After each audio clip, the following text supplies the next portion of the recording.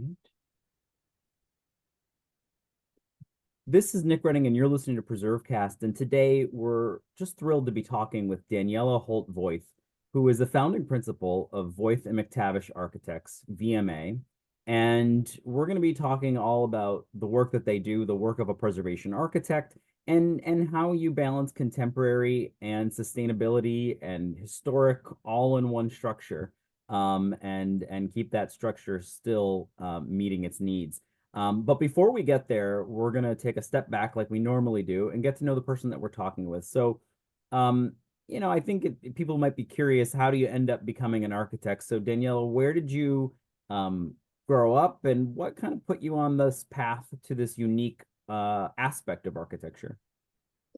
So, excuse me, I grew up in the neighborhood Westmount area in Philadelphia.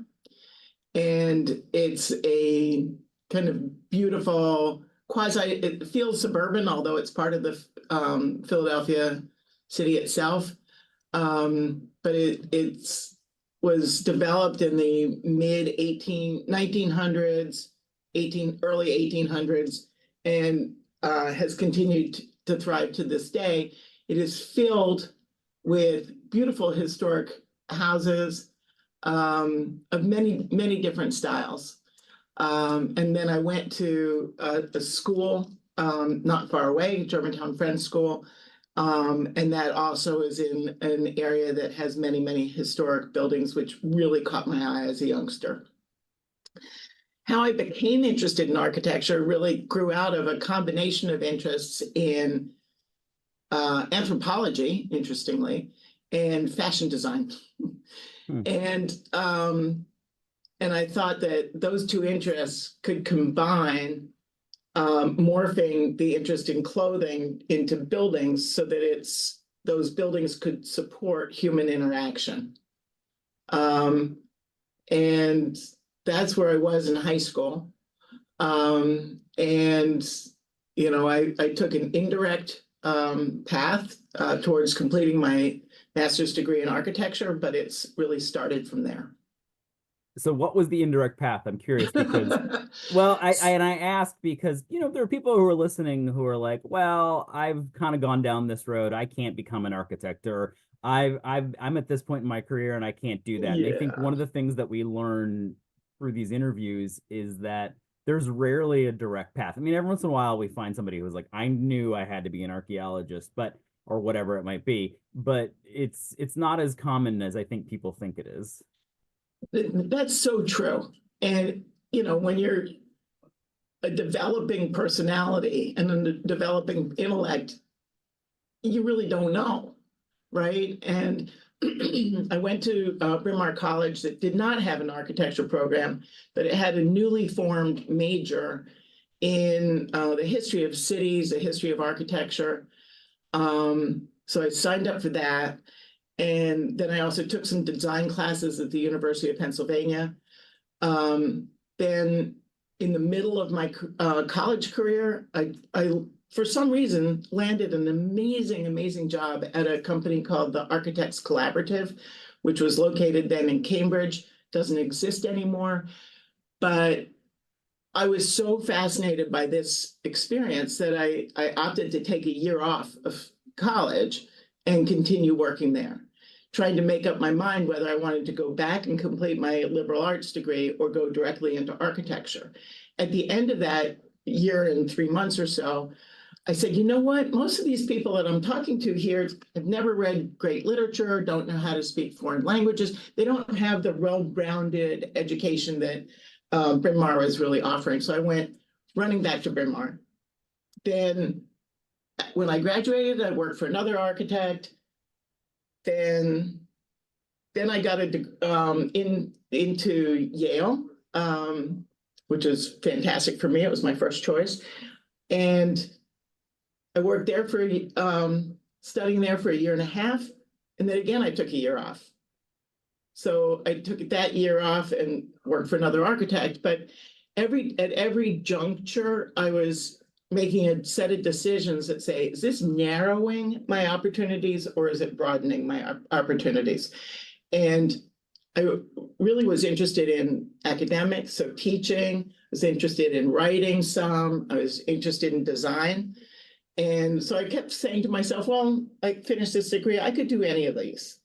And what's funny is at this point in my career, I'm doing all three. So I've been teaching for decades, and I love that. And it actually influences my work because it is focused on educational institutions. And I'm doing some writing, and obviously we're designing buildings. So that's what I mean by not direct. Yeah, no, I love it. I think it's really interesting. Another thing I wanted to pick up on that you mentioned is very early on when you were given that first answer, you talked about the human interaction and it kind of spurred Yes. by an interest in fashion and things like that. I'm curious if you think that your interest in historic architecture is a result of that, because throughout the 20th century, there's this push and pull between the human interaction with buildings and sort of these buildings that are out of scale with humanity. They can be very like just thinking about sort of like brutalist architecture, and that has a place in the historic sort of pantheon, but it also the big criticism against it is that it is out of scale with humanity, and that you walk by a brutalist structure that is just a giant block long concrete block, and it's hard to interact with that. I know.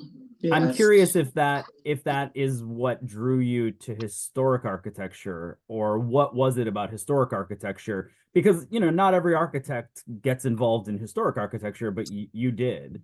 Yes. And I want to clarify that we do work that is strictly preservation oriented, rehabilitation. We also do new construction, Sure. and we do new buildings that are both historicist and more contemporary. But you're absolutely right, that interest in humanism, the interest in scale, context, the interest in detail, relatability, all of those things are aspects of architecture that historic architecture, whether it was architect designed or just more a design build sort of project out of a really skilled craftsman, people were thinking about those issues for centuries. And so even in our more contemporary work, we're still thinking about scale, proportion, detail. What do you see at your eye level? What's the tactile experience? What's the haptic experience? So that haptic is how your body responds to a particular space. So anybody that has gone into an amazing cathedral has a sense of being uplifted and maybe spiritually impacted. It's a visceral reaction. Yeah. So yeah, I think you're absolutely right. Yeah, it's interesting. I think the most recent experience I had like that was walking back to Philadelphia. It wasn't by design to mention this, but walking into the 30th Street station, coming Oh my up, goodness. from the depths, the catacombs of the station, and then you were just presented with this amazing structure. And I was Exactly. with somebody else, and I said, if you walk into a building like this and you're not impressed, like something's probably wrong with you. Like it's hard not to be taken away and to sort of be moved by that experience when you walk into that space. So One of that's my definitely favorite a public a spaces in haptic environment. Philadelphia. Yeah, a positive haptic environment. Mhm. So you're with the Architects Collaborative, which I have heard of and heard about some of their work. But then you are involved in VMA now, Voith and Mactavish Architects. Tell us a little bit about that firm, when it was founded, and your role in its inception. Right. So Voith Mactavish was started in 1988. It was an outgrowth of a previous partnership that I had formed. Um, and it was just me and Cameron Mactavish. And actually we were working out of the front room of my house. um, luckily Cameron lived a block down from me, so it was an easy commute for him and an even easier one for me. And we started really doing residential work, and this is how we cut our teeth in learning how to respond gracefully to existing historic buildings, because many of our first commissions were additions and expansions to beautiful historic houses in Philadelphia. And our clients were interested in making their house bigger, but not necessarily a completely different kind of structure. So they were interested in making their house feel as if it had always been slightly larger.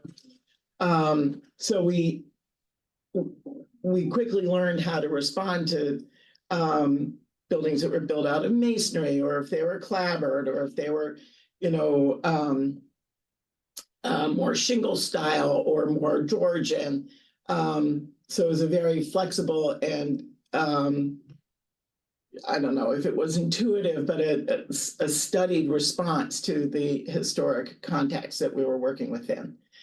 And that skill and mindset was, at the time when we were initially practicing, very radical, because as you mentioned, modernism, strict modernism, held sway, and doing postmodernist work was something that didn't appeal to me at all, because it felt too ironic, or, I don't know, just, it was almost like a joke on architecture in some sense.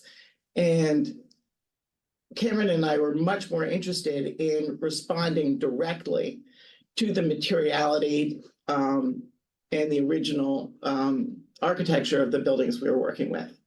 So we were seen as a radical bad boys in some sense at that point. Why, you're sort of fringe. And over the years, there's a much bigger movement now in practicing that way, I think slightly spurred by an organization called the Institute of Classical Architecture and Art, and other like-minded designers who are interested in either working with historic buildings or creating a sense of history from scratch. And, the United States was in some sense, a blank slate for Western style building. It was inhabited by people who were, I think, much more in tune to the environment and the earth. They weren't building permanent structures. And when, the European influence comes over and they're trying to recreate home, they're really literally recreating a memory. And we're a 300-year-old country, thereabouts, and we're still trying to create environments that may feel like, something that's thousands of years old in Europe. So it's interesting that you point out the institute. That would be a good future PreserveCast episode to talk to somebody with them. But what the sort of common sense thing that occurs to me too, that we see in preservation, is that, and we talk about it in relationship to smart growth and planning, is that communities seemingly, everyone is in, what I'm trying to say is it seems like many are in love with historic communities, whether it be Philadelphia, whether it be, here, Oxford, Maryland, or Easton, or Frederick, or, places here in our state. And yet we still build the things that people don't love, because perhaps it's easier, or it's simpler, or it goes together faster. But I've said to planners before, if you want to build communities that people love, perhaps you should just study the ones that people love. Yes, and many firms do. Yes. Hart Howerton, I think Elizabeth Plater-Zyberg and her husband, Andres Duaney, were really at the forefront of planned communities that really drew from historical concepts. So there, in the whole push of new urbanism, it's exactly that.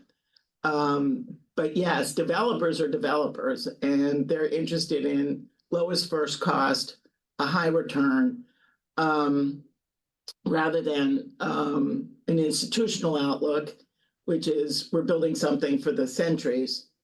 And that in part is why we love working for institutions, because they really can invest in building quality and more than being a profit-driven thing. So they're looking at long-term costs as opposed to short-term costs.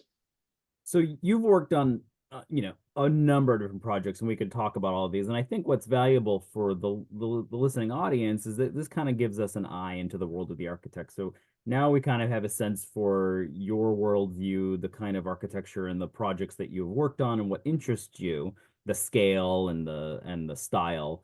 But every project is different. So I thought maybe we would tease out a specific one and talk about how you approach it and how it all kind of comes together.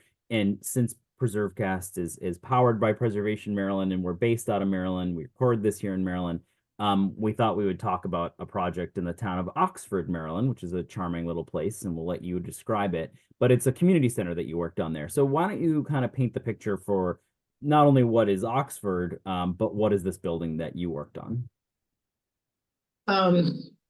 Thank you. The Oxford evidently was, a seaside or oceanside community that was not accessible by land until the 1960s, when a bridge was built over the Bay Bridge. And it's a very small, beautiful, historic community. My business partner, Cameron Mactavish, is a long time interest in sailing, and he decided to dock his boat, his sailing vessel, in Oxford. And he started driving down to Oxford from Philadelphia. And I had a nice conversation with him a couple of days ago about this. He said that every time he drove into Oxford, he'd pass this building, and which is now the Oxford Community Center. And he said, I always gave that building a second look. It was well proportioned. It had a sophistication about it that he found really appealing. And so he's innately drawn, in some sense, to this building. A few years later, he and his wife, Michelle, actually bought a house in Oxford, a charming house, and he's now retired there. And because of his involvement with the community, he was asked to come and look at the structure and figure out whether or not drawings for some ADA restrooms made sense. And so he said, sure. And Cameron, being Cameron, gets inside the building, and then he's immediately interested, and he starts climbing up ladders and staircases, and he somehow got into the high reaches of the building, because there had been a drop ceiling put in I think essentially the 1960s. And so there's this incredible space above the drop ceiling. And he says to the person he was with, you have to come up here and see this, right? And from the inside, he could see the outlines of 3 enormous lunette windows. They had been covered over in aluminum siding, and he could see these incredible diagonal trusses.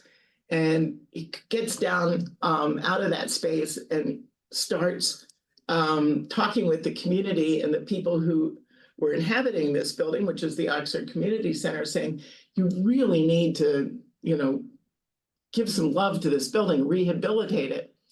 And sort of the idea took hold, and they got inspired and excited. Cameron did some initial drawings and did some estimates. And then at the time, there is this grant opportunity. There were actually 2 grants that we went for. One was the Sustainable Communities Tax Credit, and the other was an additional bonus for doing a environmentally responsible building, so achieving LEED Gold. And it was a substantial amount. So the initial construction cost was about 2.5 million. And ultimately, the community center received a check for $625,000 of that.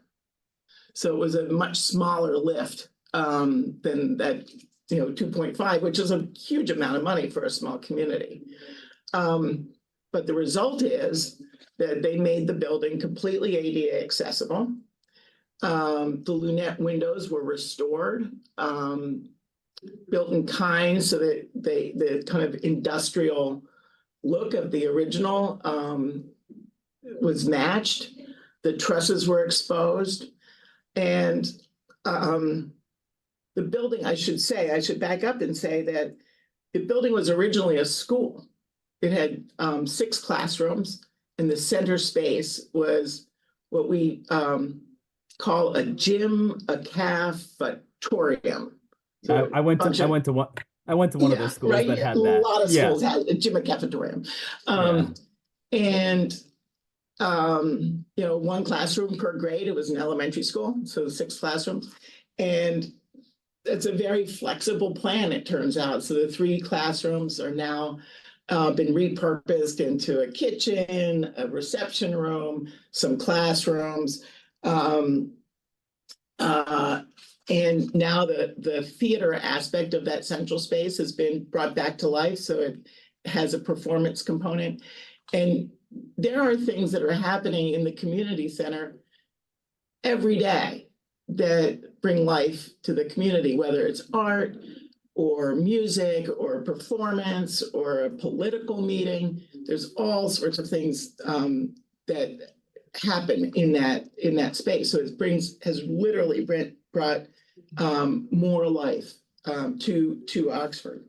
The original architect was Henry Powell Hopkins, and the building was built in the 1928. And Henry Powell Hopkins was a very fine kind of regional classical architect. He was educated at Columbia University, and he was responsible for many of the fine buildings in Maryland. And somehow he made it to Oxford. He was brought over to Oxford to design this building, and that's probably why Cameron was so attracted to the building to start with, because he could tell, and he responded to the classical proportions and the really kind of weightiness of the structure and the innovative aspects of the structure as well. So this building, was successful in getting those tax credits, which was an enormous boon. It also won a Philadelphia Merit Award from the American Institute of Architects, and it did achieve that LEED Gold certification. So the combination of preservation and sustainability is something that's very near and dear to our preservation studio. The strategies that we used to make the building more sustainable was to power the building for heating and cooling through a geothermal field. So it's renewable energy. There's on-site water retention. So there's, the handling of stormwater and that sort of thing is really handled in a nice, sophisticated way with rain gardens. That's something that you see more and more with development. The materials that we use, linoleum flooring, for example, one of the greenest flooring materials available, which I learned the other day was developed in the 1880s. Is that amazing? I would believe it. And we're still using it today. It's linseed oil, right? I mean, it's it's flax. Linseed oil and flaxseed and some cork, pressed into jute. Yeah. So those are the things that kind of went into our thinking process for the building. Let me ask you this, for somebody listening who's like, okay, well, that's a really beautiful place and a cool building, and I actually didn't realize that it was Hopkins. He is sort of prolific in Maryland. His Yes. fingerprints are all over the place. Hmm. But let's say someone in, Iowa has a mundane school building or something like this that they want to jump into. If they're going to be talking to an architect, what are the kind of questions or what are the things that they should be thinking about when they're talking to prospective architects? Like, if they're going to ask, if people are coming to you, what's like a well-informed client look like? Because I know that there's well-informed clients, and then there's also, well, you probably have a lot of different names for them, but there's other clients who perhaps, want to do the design work, or they're too involved in different aspects. But what is it that, I think from your perspective, sitting across the table as the architect, that you want to know? What kind of questions or answers are you looking for? What is a well-informed person who is looking to do a project like this? What should they be thinking about? Right. So most of the work that we do is for institutions, and Mhm. institutions do function a bit like people. They have their own characteristics and their own strengths and weaknesses. Um, so for us, a well-informed client is one that clearly understands the goals that they wish to achieve. They have a notion of their schedule, and they should have a notion of their ability to fund a project. Now, they might not have a full idea of how much a project may cost, but um, and I would say it's important not to have a fixed idea of the project budget until the work has been done to figure out what the building is capable of handling, whether or not an addition has to be made, what the condition of the building is, et cetera. And then look at a realistic combination of program and an achievable budget, right? So there's a certain flexibility of mind that a client needs to have in order to not get their hopes and dreams stuck on an unrealistic budget or a scope that can't be achieved. Um, we find ourselves on lists to compete for projects often in which the variety of architect type is so broad that we understand that the client has no actual idea of what they're looking for in an architect. So we don't compete with firms that are really catering to developers. There's very small firms. They're very large firms. There are firms that have a lot of in-house expertise versus not. So who we're competing against often tells us a lot about the client and whether or not the client's sophisticated or not.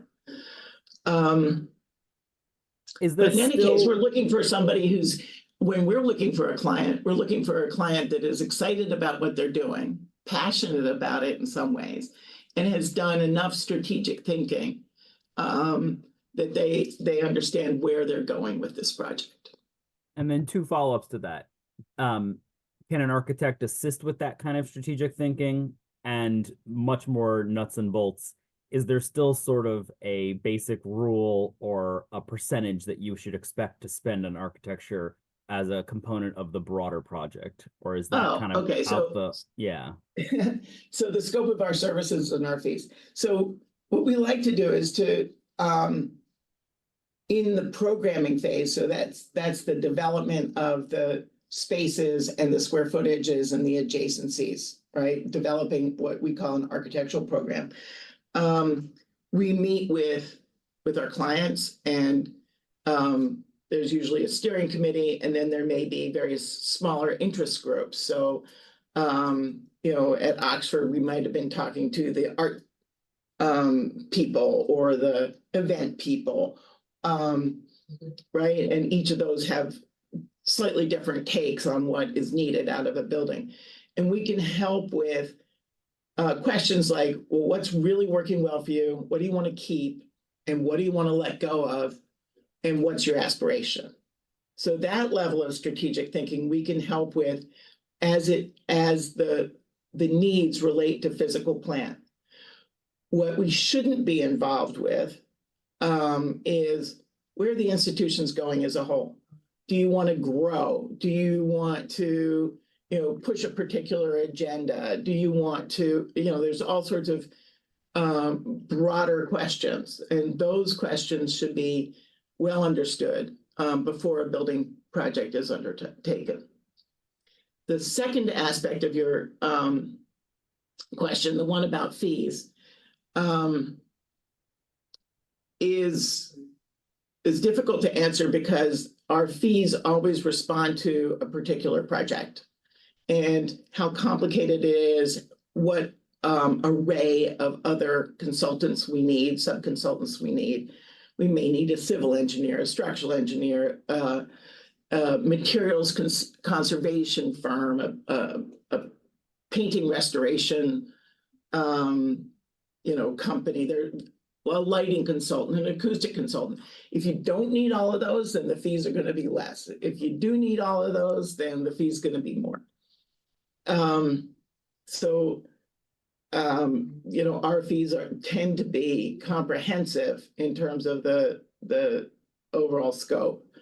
I would say that as a percentage, there's a range that we typically see, maybe from 8 to 15%. That's a big range, but think about that. Yeah. No, that's I think that's really helpful for people listening who maybe aren't that familiar with architecture. I think it's great to kind of go from, what we did here today was theory to project to, okay, I want to do this. What should I be thinking about if I'm going to hire one? Because I think it's intimidating if you're not used to it. It's a profession that seems in some ways sort of magical, mystical, like that you take your information to them and then they come back with this amazing plan. So there's a lot of mystery built into it. And I think one of the things that we like to do is kind of help people think through how to use this, because using an architect is critical for a preservation project. I was just with, this is sounding like the Philadelphia episode, but I was just meeting with our partners at the Partners for Sacred Places they're in wonderful Philadelphia. people. Yeah, and we've had Bob on the podcast before, the founder. And one of the things they say is you have to use an architect if you're going to do a project, and they strongly encourage churches and any religious institution, be it a synagogue or a mosque, to think about making sure you have funding in place so that you have an architect to guide you along. So architecture is critical to preservation. That's one of the messages we're trying to get across today. And the folks at VMA are a great team that does that kind of work. Speaking of that kind of work, what are you working on now? Anything interesting that people would be familiar with or be excited about? Well, in terms of preservation, we're working on a number of buildings at Catholic University. My business partner, John Kluver, actually heads up our preservation studio, and he has been working with Catholic on issues surrounding window replacement, masonry restoration, accessibility. And there's a particular set of problems taking a building that was designed originally with no air conditioning and then having to air condition it. And John is fascinated by the sustainability aspects of preservation and what has to be done to the building envelope to preserve the building envelope when the humidity is going in the opposite direction in some sense, right? Air conditioning sucks the humidity out of the air, and then that means that water wants to come through the walls in ways that it was not designed to do. So, we always say that the most sustainable building is using what you have, using the embodied energy of an existing building. And then we say, that you need to really make sure that what you're designing is going to fit the needs, not overfit the needs. So we are interested in right sizing, right? And then we're interested in all the technical issues that have to do with building envelope and as I just described. And more than that, there's kind of the lovability of a historic building, which is what you started talking about at the beginning of this podcast. We often say that if a building is lovable, it will be loved and it will be preserved and it will be restored as it needs to as time goes forward. So we seek to design in ways that pull on people's emotions, and hopefully people find these buildings inspiring and comfortable and uplifting to live and work in. Yeah, we need a lovability scale for historic structures. We'll have Yes, to yes, determine one, how high of a lovability scale. Because I can think of a lot of buildings that I love, and then there's a lot of buildings where I'm like, I guess I just put up with it. right, right. So yeah, that's fascinating. And I think it's the quirk, it's the charm, and it's that human scale, which is where we started. So the most difficult question is like asking a parent their favorite child. Do you have a favorite historic place? Oh my goodness. I mean, I'm a traveler of the world. I've been to over 60 countries. Wow. Um, and I'm still going, right? So it is really hard for me to pick a particular spot. I You could just say got back most recent favorite most historic recent. Well, place. I was just in Croatia and Milan last week. And Milan is a place I've gone back to over and over and over again. And I love it in part because it's similar to Philadelphia in some ways. It's a very hidden city. Like Philadelphia's charms don't necessarily come to the fore unless you live there and you know it and you know where to go. And Milan seems on the outside like a very hard place, but there's so much greenery and excitement on the insides of those large building blocks because there are gardens and courtyards and things like that that reveal themselves as you gain access to them. So, but do I love Milan more than Paris or London? Or I was just in Seoul and there's amazing historic buildings in Korea. I mean, it's really hard to choose. And I think in general, it's an attitude to be receptive to what people have done, you know, across the centuries to accommodate different cultures and lifestyles and values that it, you know, excites me and gets me up every morning and makes me want to go and see more and experience more. I think that what you just said there, we could put that if it would fit on a bumper sticker, we put it on one. That's a perfect way to end the conversation because that's what inspires you, that's what keeps you going. And that is a great way of kind of looking at the world and looking at architecture is, you know, what came before and the value that people in the past placed on things and how we continue to care for and love those places on that lovability scale. So Absolutely, Nick. Daniela, it's been such a wonderful conversation, so inspiring and interesting to hear about what your firm has been working on over at VMA, and look forward to having you back when you have another project to talk about. Absolutely, Nick. Thank you so much for having me on your podcast. I really have enjoyed this. Wonderful. Thank you.